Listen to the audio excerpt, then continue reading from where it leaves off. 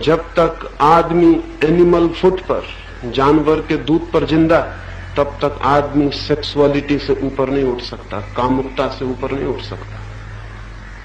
यह आपको शायद कल्पना भी नहीं होगा कि गाय का जो दूध है वो सांड के शरीर की सेक्सुअलिटी पैदा करने की ताकत रखता है। जो गाय का दूध है वो एक सांड के शरीर में दौड़ने की ताकत रखता है, वो उसके लिए बना। और सांड के व्यक्तित्व में जितनी कामुकता है, गाय का दूध पीने वाले मनुष्य में उतनी ही कामुकता पैदा हो जाए तो आश्चर्य नहीं है। भैंस का दूध है या और कोई भी दूध है, दूध को हम समझते हैं सबसे ज्यादा सात्विक आहार।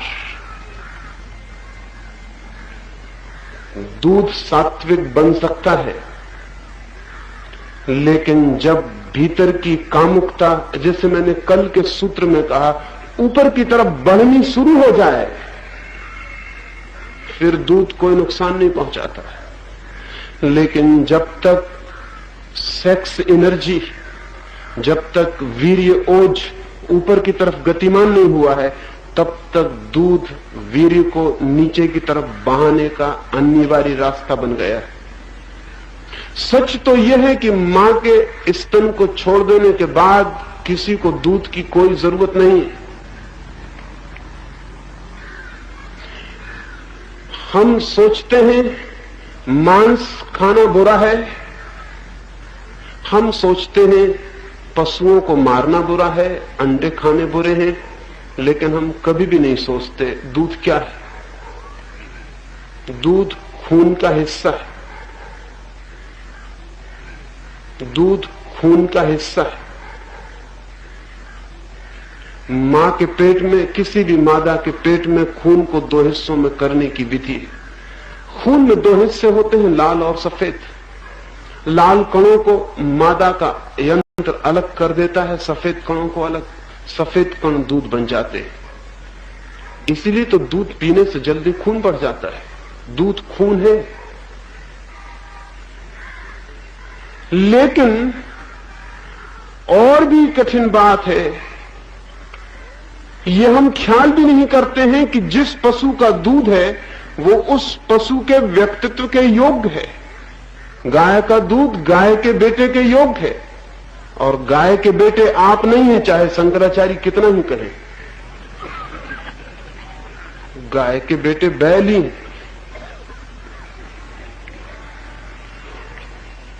और बैल को भी दूध सारे जीवन जरूरी नहीं है। क्या आपको ख्याल में है कि जब तक बच्चे छोटे हैं और कामुक रूप से परिपक्व नहीं हो गए हैं, तब तक तो दूध किसी तरह उपयोगी हो सकता है। लेकिन जैसे ही सेक्स मैच्योरिटी पूरी हुई, जैसे ही एक व्यक्ति काम के यौन की दृष्टि से प्रौढ़ हुआ, उसके बाद दूध बहुत खतरनाक है। और सारी मनुष्यता दूध से परेशान और पीड़ित है। ये दूध जिन जानवरों से आता है, उन्हीं तरह की जानवरों की वृत्तियों को मनुष्य के भीतर पैदा करता है। ये भी ध्यान रहे, दूध अत्यंत अस्वाभाविक आहार है। बस मां का दूध बच्चे के लिए जब तक प्रकृति की जरूरत है तब तक, उसके बाद अत्यंत अननेचुरल फूड। और इस अस्वाभाविक आहार से मनुष्य के व्यक्तित्व का पूरा रासायनिक उपद्रव हो गया। इसलिए दुनिया में पशुओं के भीतर भी काम है, लेकिन कामुकता नहीं है, सेक्स है, सेक्सुअलिटी नहीं है। सेक्सुअलिटी सिर्फ आदमी में। पशुओं के भीतर काम तो है, वे बच्चे तो पैदा करते हैं और काम से प्रभावित भी होते हैं, लेकिन न तो काम के आधार को लेकर दिन रात सोचते हैं, न फिल्में बनाते हैं, न संगीत रचते हैं, न साहित्य बनाते हैं, न कविता रचते हैं। इसके बाद वे कोई फिक्र नहीं करते। आदमी 24 घंटे में जितना काम करता है उसमें 98% किसी न किसी रूप से काम केंद्रित होता है। वो 2% भी और बहुत गहरे खोजेंगे तो इसी काम वासना से संबंधित मिल जाएगा। आदमी को क्या हो गया है? आदमी विक्षिप्त हो गया है, और आदमी की विक्षिप्तता में उसके व्यक्तित्व का पूरा रासायनिक विघटन हो गया है। हमने मांसाहार के लिए मना किया है। लोग सोचते हैं कि शायद महावीर या बुद्ध जैसे लोगों ने मांसाहार के लिए इसलिए मना किया होगा कि मांसाहार में हिंसा होती है, तो उन्हें सच्ची बात का पता नहीं। महावीर और बुद्ध ने हिंसा के कारण मांसाहार के लिए इंकार नहीं किया है, और जो लोग ये समझ रहे हैं और इस तरह का प्रचार कर रहे हैं, वो प्रचार एकदम नासमझी से भरा हुआ है। उन्हें महावीर और बुद्ध के आंतरिक विज्ञान का कोई भी पता नहीं। महावीर और बुद्ध मांसाहार से इसलिए इंकार कर रहे हैं कि जिस जानवर का मांस है, उस मांसाहार के करने के बाद उस जानवर की प्रवृत्तियां उस मनुष्य में प्रविष्ट होती, और वो मनुष्य उसी तल का हो जाता है जिस जानवर का मांस खाता है। सवाल महत्वपूर्ण ये नहीं है कि जानवर की हिंसा हो गई, बहुत महत्वपूर्ण यह है कि मांस खाने वाला अपनी आत्मा को नीचे की तरफ ले जाता है, ऊपर की तरफ नहीं।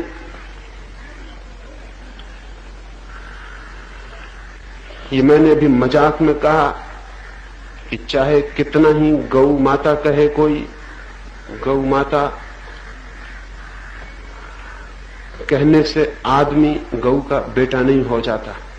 लेकिन इस संबंध में थोड़ी सी बात और भी जान लेनी जरूरी है, और वो ये कि एक अर्थ में गौ माता है, लेकिन उन अर्थों में नहीं जिन अर्थों में हिंदुस्तान के नासमझ गौ भक्त गौ माता की चर्चा कर रहे हैं। वे समझाते हैं कि चूंकि गौ से दूध मिलता है इसलिए वो मां है। वे समझाते हैं कि गौ से बछड़े मिलते हैं, खेतीबाड़ी होती इसलिए मां। ये सब बेमानी बातें, उन्हें कुछ पता नहीं। गौ माता और दूसरे ही अर्थों में, डार्विन ने जिस अर्थों में बंदर को पिता कहा है, गौ उस अर्थों में मां है। डार्विन और पश्चिम का पूरा विज्ञान ये खोज कर रहा था कि आदमी का शरीर कहां से आया है, आदमी की बॉडीली हेरिडिटी क्या है, आदमी का शरीर कैसे विकसित हुआ है।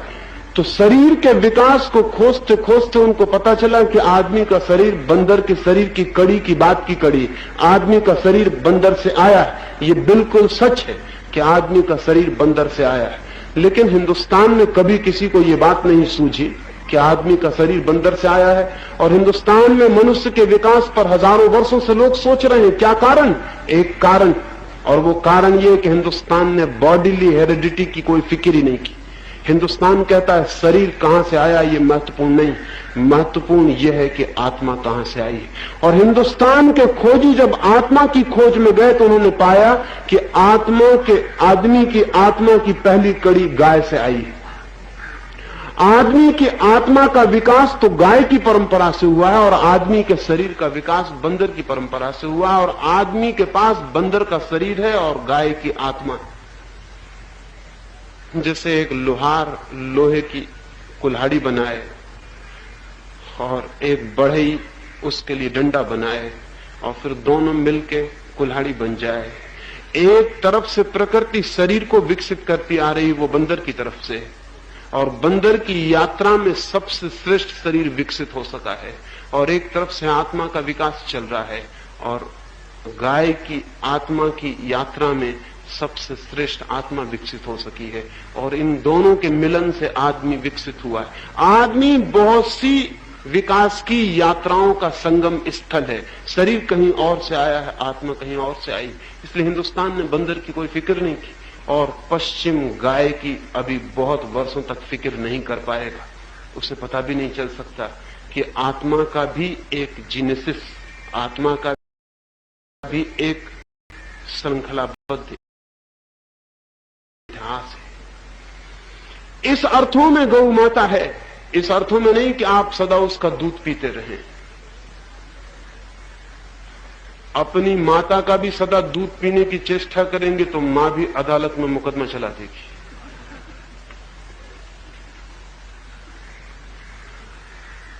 दूध मनुष्य के व्यक्तित्व को कामुक बनाने में केंद्रीय तत्व है, और अगर मनुष्य के भोजन से, दूध से मुक्ति नहीं मिलती तो बहुत खतरा है।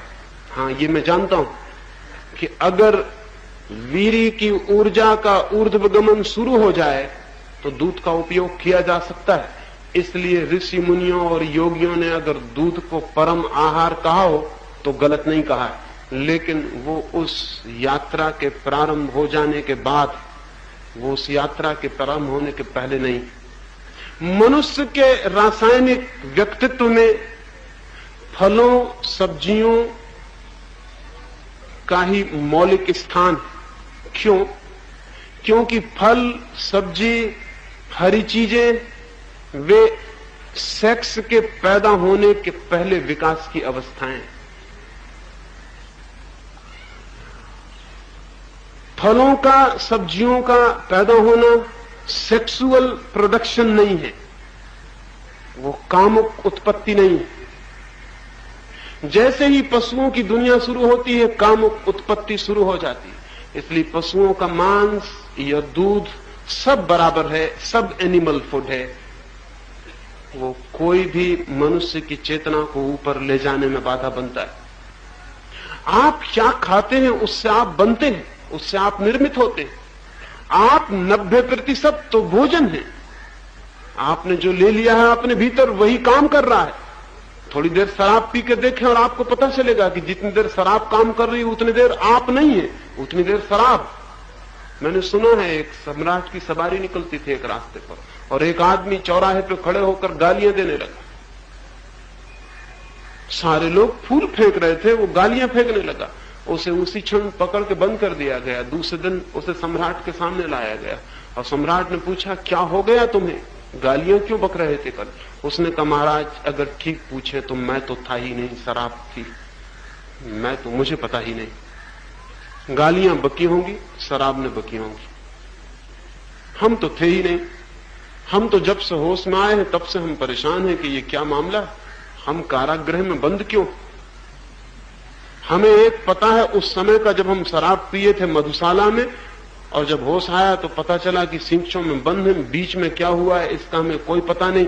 अगर इसके संबंध में पूछना हो तो शराब से आप पूछ ले सकते हैं, बीच में हम नहीं थे। थोड़ी देर शराब पी के आप नहीं रह जाते, शराब सक्रिय हो जाती है।